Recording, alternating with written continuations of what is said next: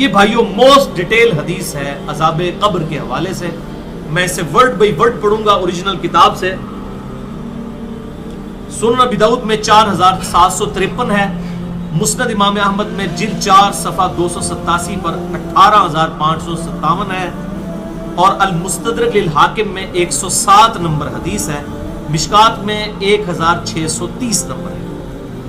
اچھا یہ ابو داؤد کی جو اس کی روایت ہے اور مسند احمد کی اس میں آمش مدلس ہے اور ان سے روایت کر رہا ہے.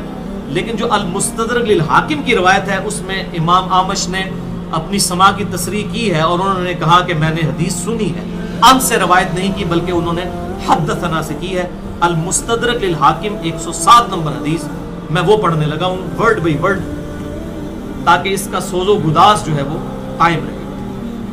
برا بن عازب رضی اللہ تعالیٰ عنہ بیان کرتے ہیں کہ ہم رسول اللہ صلی اللہ علیہ وسلم کی مائیت میں ایک انصاری شخص کے جنازے میں شریک ہوئے.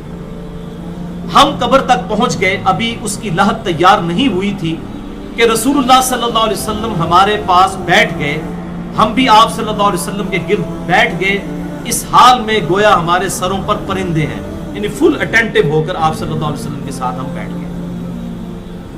آپ کے مبارک ہاتھوں میں ایک لکڑی تھی جس سے آپ زمین کو رید رہے تھے. آپ صلی اللہ علیہ وسلم نے سر مبارک اوپر اٹھایا اور فرمایا عذاب قبر سے اللہ کی پناہ طلب کیا کرو. آپ نے 3 بار یہ بات ارشاد فرمائی. پھر آپ صلی اللہ علیہ وسلم نے ارشاد فرمایا بندہ مومن جب دنیا سے رابطہ توڑ کر آخرت کی طرف متوجہ ہوتا ہے یعنی جب اس کی موت کا وقت آتا ہے تو سورج کی طرح چمکتے دمکتے سفید چہروں والے فرشتے جنتی خوشبودار جنتی کفن لے کر اس کے پاس آتے ہیں حتیٰ کہ وہ حد نظر تک اس کے سامنے بیٹھ جاتے ہیں. پھر ملک الموت تشریف لاتے ہیں حتیٰ کہ وہ اس کے سر کے پاس بیٹھ جاتے ہیں. اچھا قرآن میں بھی ملک الموت کا نام آیا ہے سورہ سجدہ کے اندر, احادیث کے اندر بھی. البتہ تورات میں اس کا نام اسرائیل بھی آیا ہے اور ہمارے اہل سنت کے جو اولین مفسرین ہیں امام طبری رحمہ اللہ المتوفى 310 ہجری انہوں نے بھی یہ ورڈ استعمال کیا ہے. لہٰذا موت کے فرشتے کو اسرائیل کہنا بھی جائز ہے ہمارے سلف کے ہاں, کیونکہ آج کل بعض لوگ کہتے ہیں اسرائیل نہیں ملک الموت ہی کہنا چاہیے. اسرائیل کا لفظ بھی ثابت ہے. پھر ملک الموت تشریف لاتے ہیں حتیٰ کہ وہ اس کے سر کے پاس بیٹھ کر کہتے ہیں پاکیزہ روح اللہ کی مغفرت اور اس کی رضامندی کی طرف چل. وہ روح ایسے نکلتی ہے جیسے مشکیزے سے پانی کا قطرہ, بالکل غیر محسوس طریقے سے اس کی روح نکال لی جاتی. اور جب ملک الموت اس کی روح نکالتے ہیں تو باقی فرشتے اسے آنکھ جھپکنے کے برابر بھی ملک الموت کے پاس نہیں رہنے دیتے بلکہ اسے فوراً اس کے کفن اور اس خوشبو میں لپیٹ دیتے ہیں جو جنت سے لائی ہوتی ہے. پھر اس کی روح کو لے کر بلند ہوتے ہیں اور فرشتوں کی جس جماعت کے پاس سے وہ گزرتے ہیں تو فرشتے پوچھتے ہیں کہ یہ کیسی خوشبو ہے, تو وہ اس کے دنیا کے ناموں میں سے بہترین نام لے کر بتاتے ہیں کہ یہ فلاں بن فلاں کی روح ہے.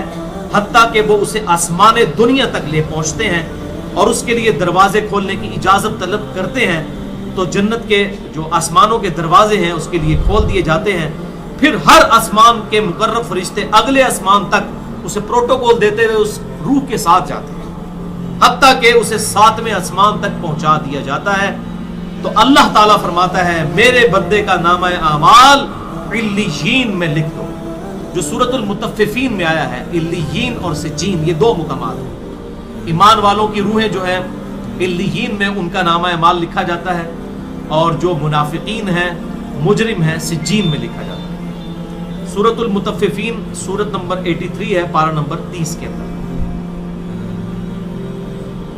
اور اسے واپس دنیا کی طرف لے جاؤ کیونکہ میں نے انہیں اسی دنیا سے پیدا کیا اور اسی میں انہیں لوٹاؤں گا اور پھر دوبارہ اسی سے نکالوں گا.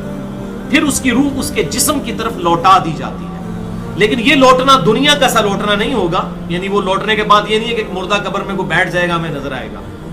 یہ سب کچھ برزخی معاملات ہوں گے جو میں نے پچھلی دفعہ ڈسکس کیے تھے سورہ فاطر کی آیت نمبر 42 کے تحت کہ نیند کی حالت میں بھی انسان کی روح قبض ہوتی ہے لیکن اس کو چٹکی کاٹے تو وہ جاگ اٹھتا ہے. روح کا تعلق بھی رہتا ہے اس حالت میں بالکل اس طریقے سے.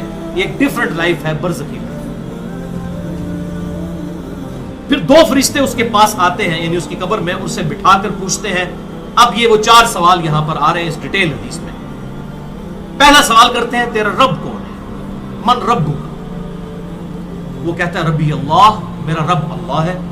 دوسرا سوال پوچھتے ہیں تیرا دین کیا ہے؟ ما دینک، تیرا دین کیا ہے؟ تو وہ کہتا ہے میرا دین اسلام ہے. پھر پوچھتے ہیں کہ وہ آدمی جو تم میں مبعوث کیے گئے وہ کون ہے؟ اب یہاں پر وہ ڈیٹیل آئی. الذی بعث فیکم، وہ شخص جو تم میں مبعوث کیا گیا تھا وہ کون تھا؟ تو یہ جو کہتے ہیں نا قبر میں آپ صلی اللہ علیہ وسلم آ جاتے ہیں، تو کہ کسی حدیث میں بھی نہیں ہے. اس میں ڈیٹیل آ گئی کہ اس سے پوچھا جاتا ہے جو شخص تم میں پیغمبر بنا کر بھیجا گیا وہ کون تھا؟ تو وہ کہتا ہے ہوا محمد رسول اللہ، وہ اللہ کے رسول محمد صلی اللہ علیہ وسلم. مسئلہ حاضر و ناظر میرا ریکارڈ ہے، مسئلہ نمبر 7، جس میں میں نے یہ تمام شبہات کلیئر کی. یہ 3 سوالوں کے بعد اچھا جامعہ ترمذی میں ایک حدیث ہے 3120، اس میں الفاظ ہیں کہ وہ پوچھتے ہیں من نبیہ کا، تیرا نبی کون ہے؟ اس میں تو آیا نا کہ اس شخص کے بارے میں تیرا کیا عقیدہ ہے، اس میں من نبیہ کا الفاظ ہے جامعہ ترمذی 3120. اچھا اللہ کا شکر ہے کہ یہ نہیں پوچھتے تیرا فرقہ کون سا ہے، تو کس امام کی تقلید کرتا تھا، کیڑی مسیدی تو نماز پڑھتا سا ہے. دیکھ لو کوئی چیز نہیں، تیرا رب کون ہے، تیرا دین اور نبی صلی اللہ علیہ وسلم. تو دنیا میں بھی ہم یہی کہتے ہیں اللہ رسول قرآن، یہی بات ہے. تو قبر کے اندر جا کر بھی یہی سوال ہو. اب وہ جب 3 سوالوں کے جواب دیتا ہے تو فرشتے 4تھا سوال اس سے پوچھتے ہیں، جو میں نے قبر کا 4تھا سوال، مسئلہ نمبر 78. تمہیں کیسے پتا چلا، ان 3 سوالوں کے جواب تمہیں کیسے آئے؟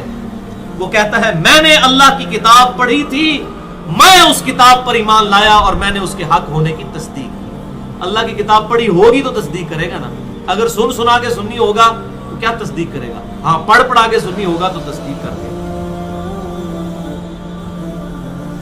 پھر آسمان سے آواز آتی ہے میرے بندے نے سچ کہا، اس کے لیے جنتی بچھونا بچھا دو، اسے جنتی لباس پہنا دو اور اس کے لیے جنت کی طرف دروازہ کھول دو. قبر کے اندر ہی جنت کی طرف دروازہ کھول دو.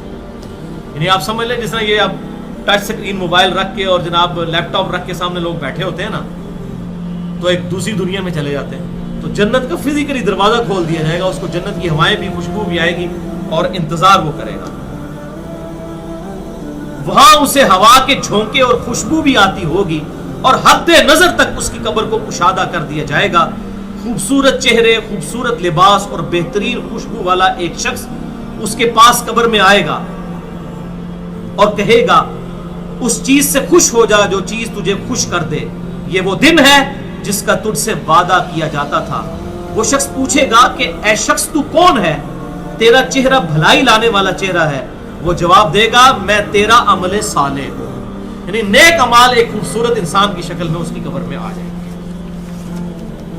تو پھر وہ شخص کہے گا اے اللہ، اے میرے رب، جلدی کر، فوراً قیامت قائم فرما دے حتیٰ کہ میں اپنے اہل و عیال کی طرف چلا جاؤں.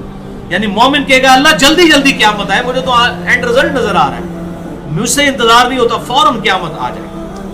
ابھی سائملٹینیس کنٹراسٹ آنے والا ہے. جب کافر اور مجرم شخص دنیا سے جاتا ہے تو آپ صلی اللہ علیہ وسلم نے فرمایا سیاہ چہروں والے فرشتے بالوں سے بنا ہوا ایک کمبل لے کر آسمان سے نازل ہوتے ہیں اور حد نظر فاصلے تک اس کے سامنے بیٹھ جاتے ہیں. پھر ملک الموت، موت کا فرشتہ آتا ہے حتیٰ کہ اس کے سر کے پاس بیٹھ جاتا ہے اور کہتا ہے خبیث روح، اللہ کی ناراضگی کی طرف چل. وہ روح اس کے جسم میں پھیل جاتی ہے تو وہ ملک الموت اس طرح اسے کھینچتا ہے جیسے لوہے کی سلاخ کو گیلے اون میں سے کھینچا جاتا ہے، جھس کر کے. گرم سلاخ جو ہے وہ اونی کپڑے کے اندر، گیلے کے اندر ڈال کے یوں کھینچی جائے نا، اس طرح اس کے پورے جسم سے اس کی روح نکالی جاتی ہے. پھر ملک الموت سے باقی فرشتے اس کی روح کو لے کر پلک جھپکنے کے برابر بھی وہاں نہیں رہنے دیتے حتیٰ کہ وہ اسے بالوں سے بنے ہوئے کمبل میں لپیٹ لیتے ہیں اور اس سے زمین کے مردار سے نکلنے والی انتہائی بری بدبو نکلتی ہے. وہ اسے لے کر اوپر چڑھتے ہیں تو وہ فرشتوں کی جس جماعت کے پاس سے گزرتے ہیں تو فرشتوں کی جماعتیں کہتی ہیں کیسی خبیث روح ہے. وہ کہتے ہیں یہ فلاں بن فلاں کی روح ہے اور وہ اس کی دنیا کا انتہائی کبھی نام لے کر بتاتے ہیں حتیٰ کہ اسے آسمانی دنیا تک لے جایا جاتا ہے. اس کے لیے دروازے کھولنے کے لیے درخواست کی جاتی ہے تو آسمان کے دروازے اس کے لیے نہیں کھولے جاتے. پھر رسول اللہ صلی اللہ علیہ وسلم نے सूरतुल अराफ की आयत पढ़ी कि उनके लिए आसमानों के दरवाजे नहीं खोले जाएंगे, वो जन्नत में दाखिल भी नहीं होंगे हत्ता कि ऊंट सुई के सुराग से गुजर जाएंगे। ये सूरतुल अराफ की आयत आप सल्लल्लाहु अलैहि वसल्लम पढ़ी। फिर आप सल्लल्लाहु अलैहि वसल्लम ने फरमाया कि अल्लाह ताला फरमाता है इसकी किताब को सबसे निचली जमीन में सिज्जीन में लिख दो, फिर इसकी रूह को शिद्दत के साथ पट खा जाता है।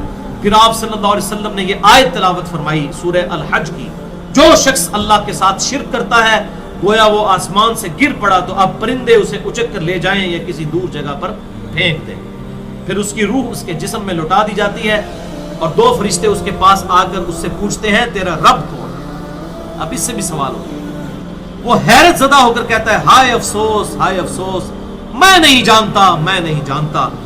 फिर पूछते हैं तेरा दीन क्या है, वो फिर हैरत ज़दा होकर कहता है हाय अफसोस, हाय अफसोस, मैं नहीं जानता, मैं नहीं जानता। फिर उससे पूछते हैं कि जो शख्स तुम में मबूस किए गए वो कौन थे, तो कहता है हाय अफसोस, मैं नहीं जानता, मैं नहीं जानता। फिर आसमान से आवाज आती है इसने झूठ बोला, इसके लिए जहन्नम का बिछौना बिछा दो। और बुखारी में अल्फाज हैं 1374। इसके जवाब में फरिश्ते फिर उससे चौथा सवाल क्या करते हैं, ला दरईता वला तलईता, वो तूने खुद पढ़कर समझने की कोशिश क्यों नहीं की, या जो लोग समझे हुए लोग थे, किताबों सुन्नत के मनहज पर चलने वाले लोग थे, उनके साथ तू क्यों नहीं चला। अल्लाह ताला फरमाता है इसके लिए जहन्नमी बिछौना बिछा दो, जहन्नुम की तरफ एक दरवाजा खोल दो, वहां से गर्मी और गर्म हवा उसकी कब्र में आती रहेगी। उसकी कब्र को इस कदर तंग कर दिया जाएगा कि इसकी पसलियां एक दूसरे के अंदर दाखिल हो जाएगी और एक कबीह चेहरे वाला शख्स कबीह लिबास में इंतहाई बदबूदार हालत में उसके पास आएगा और उसे कहेगा तुम्हें ऐसी चीजों की बिशारत हो जो तुम्हें गमजदा कर दें, ये तेरा वो दिन है जिसका तुझसे वादा था।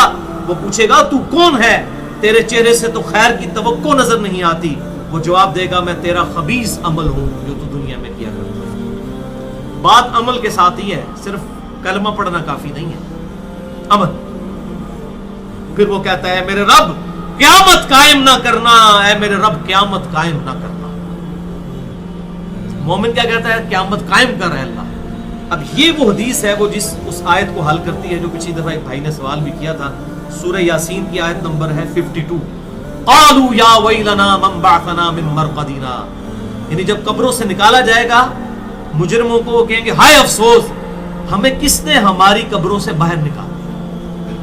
तो अल्लाह ताला क्या फरमाएगा, हादा मा वअदर रहमान व सदक़ल मुरसलून, यही है वो जिसका वादा रहमान ने किया था और रसूलों ने सच्चा कहा था। वो कहते हैं जी मुनकरीन अज़ाब कब्र कहते हैं जी वो इंसान क्यों कहते हैं हमारी कब्रों से किसने उठा लिया, तो उस पर अजाब तो नहीं होता, अजाब तो हो रहा है। वो आप देखें इस वो हदीस में क्या कह रहा है, अल्लाह क़यामत कायम ना करना, यानी ये अजाब तो आया, क़यामत आई तो फिर बड़ा अजाब भी मुझ पर आएगा।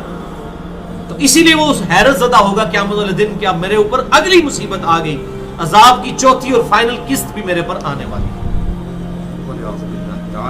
अल्लाहुम्मा अजिरना मिनन्नार।